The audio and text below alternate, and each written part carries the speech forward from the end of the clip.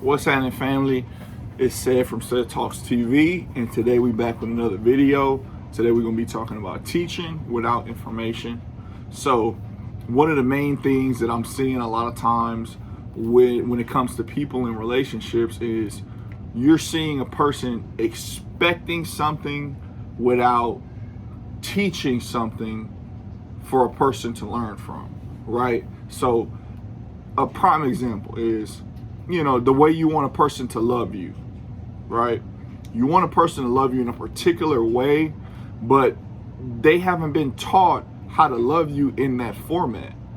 You see what I'm saying? So people are coming into situations and relationships and they're expecting their significant other to come ready-made. And you got to understand that people go through 20, 30 years of trauma and drama before they come to you and before they meet you. So you cannot expect that person to be ready-made for you.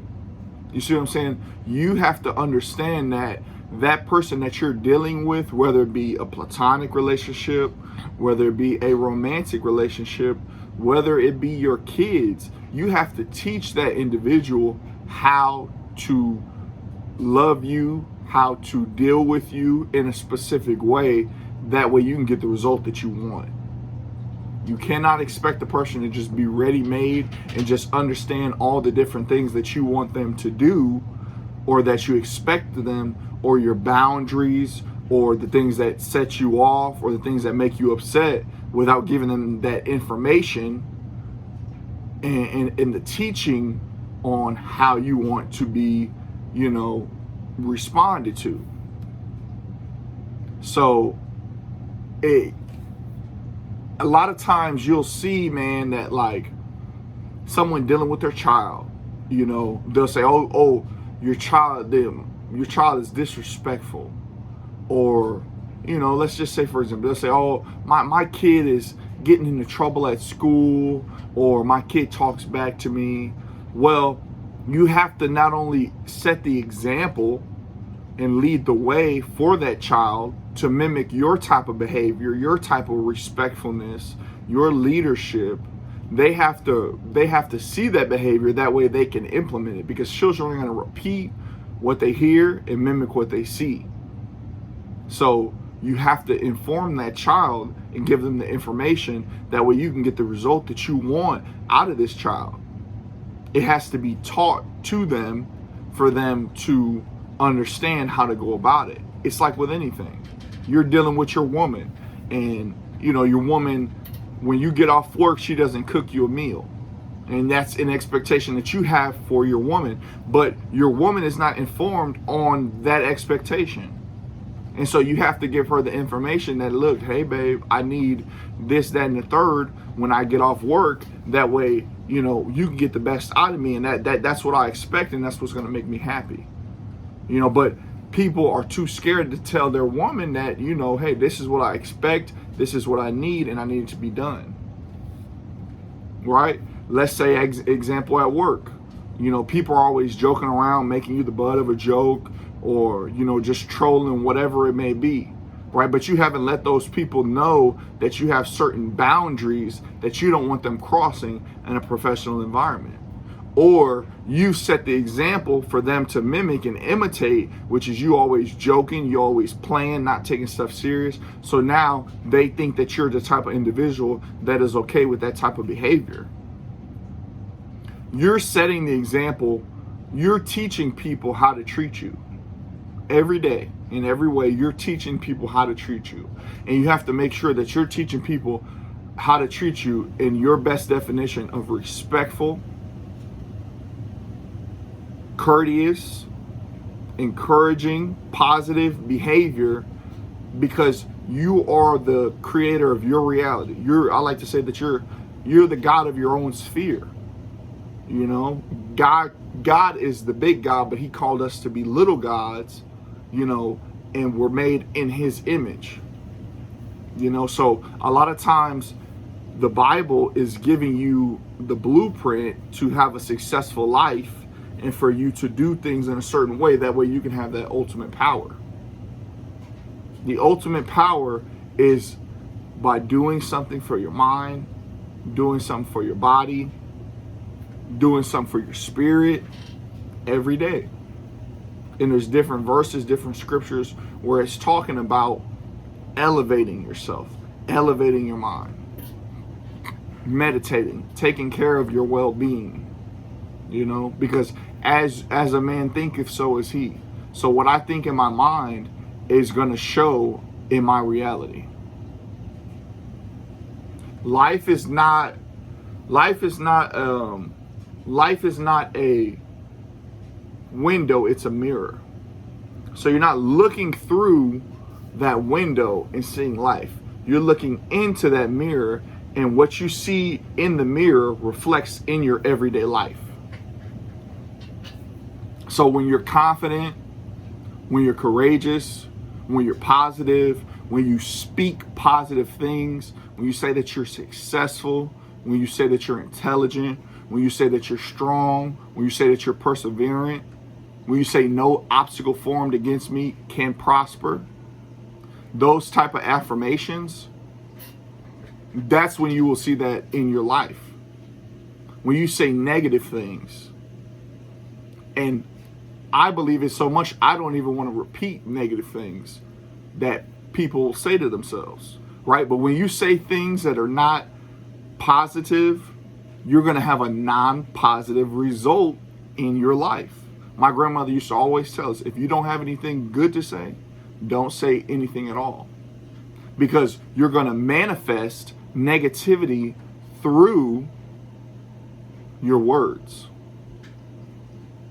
Your tongue is like a sword, and it can cut people, and it can cut plans, and it can cut your future very short if you're not wise in the way that you preside over your words.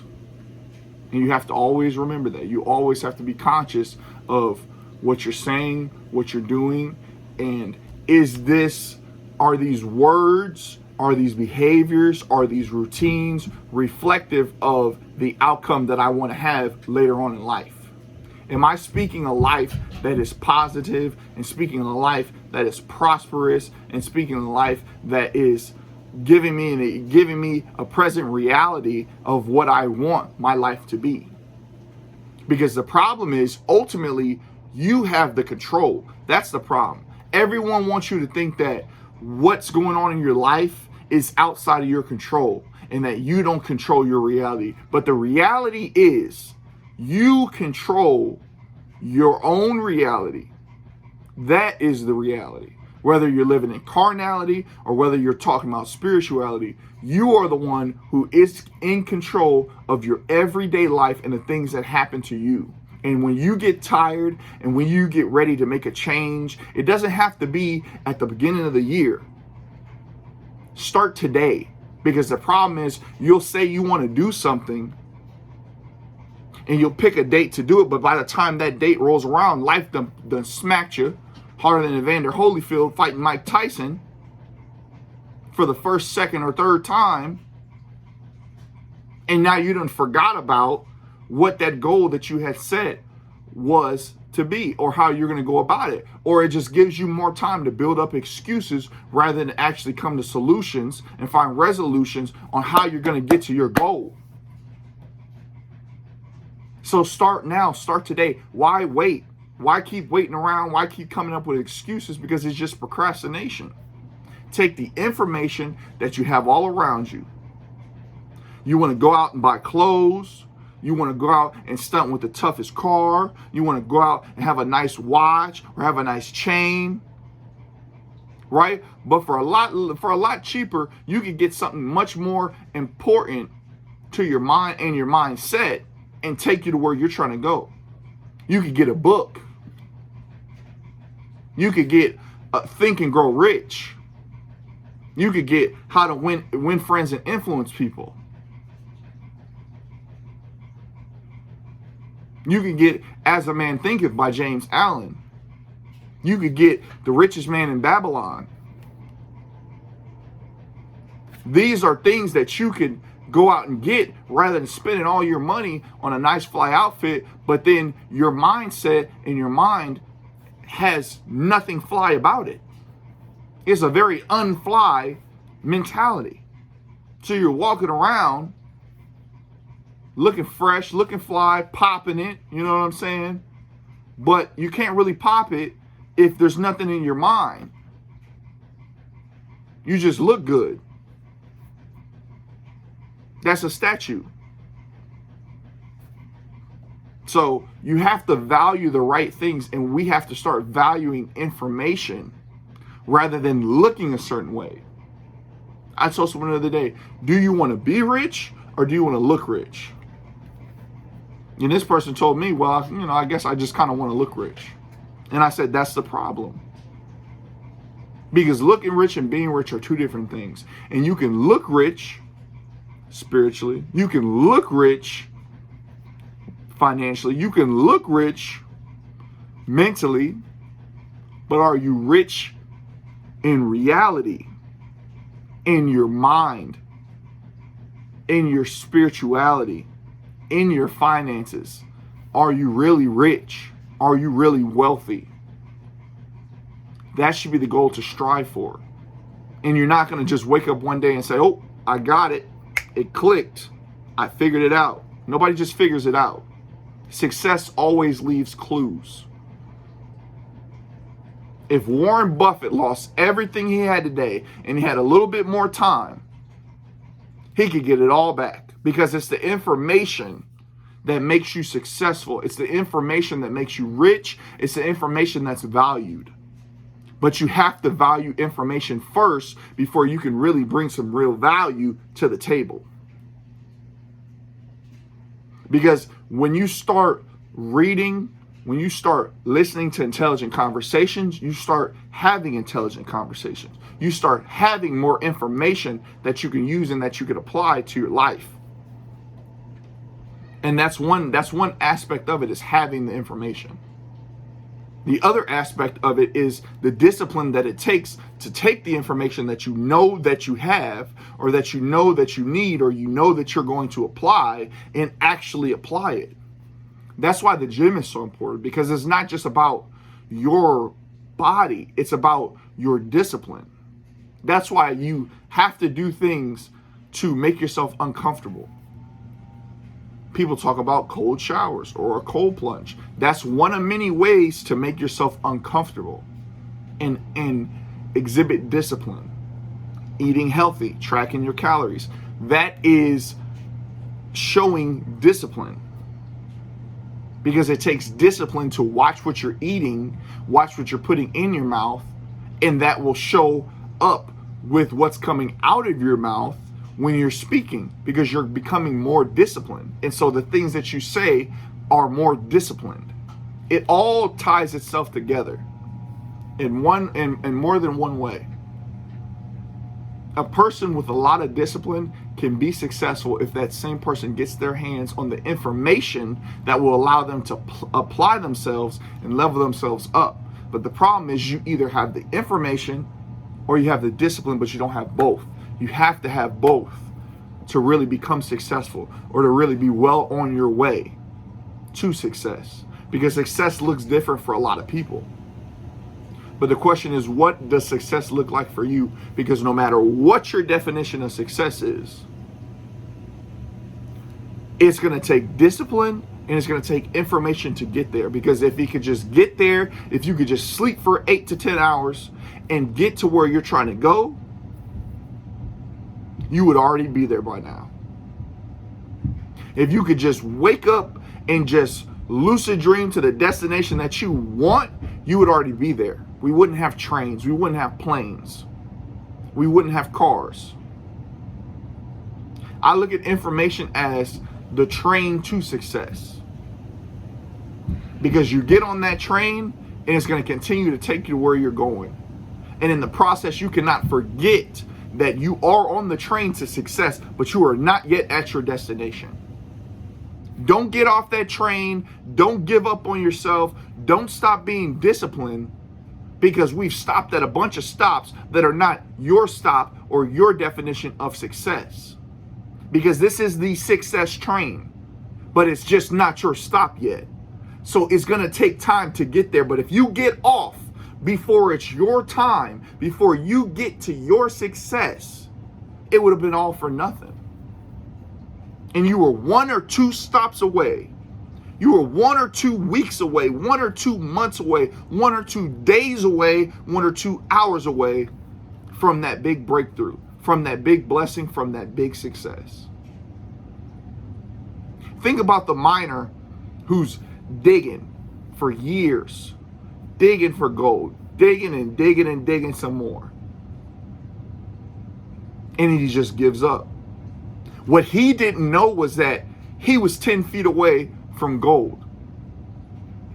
And somebody's going to come right behind that same miner and take off from where he was at and dig for 2 hours and hit the gold. And you spent your life's work getting to this destination and gave up right before it was time for you to get your reward, to get what God has for you, and to get your blessing. Don't let that be you. Because with everything that's going on in the world, with everything that's going on with the government, with everything that's going on, in the streets, with everything that's going on around the world, you're on the train to success. And you're going to look through the window and you're going to see a whole bunch of stuff going on. But are you going to get off of that train to success? Are you going to stop your purpose? Are you going to stop your grind to go waste time looking and dealing with the things of the world that are not going to get you to where you want to go? Be an impact while still being on that train to success. Because you can easily get distracted by what you're seeing throughout that window and forget about where you're going and forget about the fact that you're 1 or 2 stops away from where you're supposed to be. And you don't want to be that story. You don't want to be that person who was right there and somebody came right behind them and took their blessing because they gave up on it.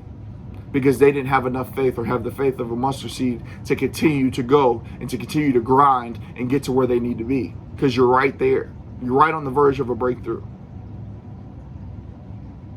So it's very important to keep going and to every day feed yourself positive thoughts, okay? Auto-suggest positive things. When something negative pops up, auto-suggest something positive. Napoleon Hill talks about this in Think and Grow Rich. Auto-suggestion.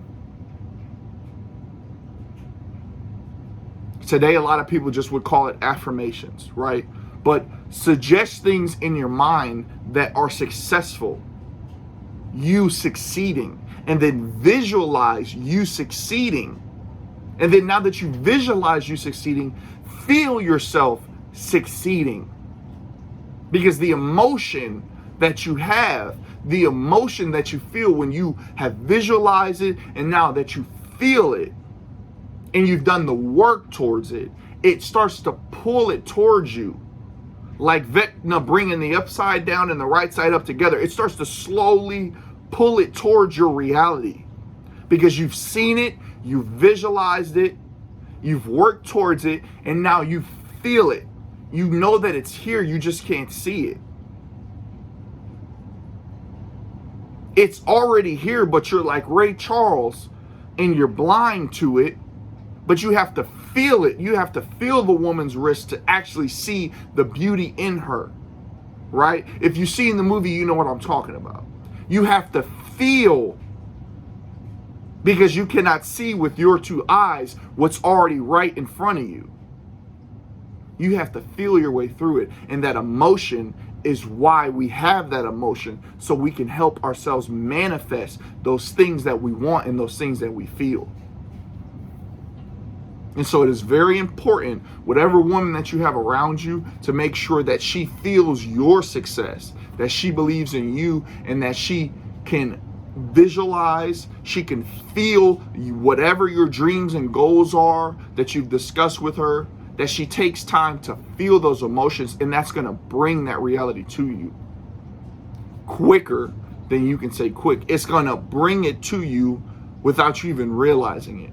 And slowly but surely, the words that you spoke, the words that you've manifested, you're going to start to see how every time you say something positive, it's your reality.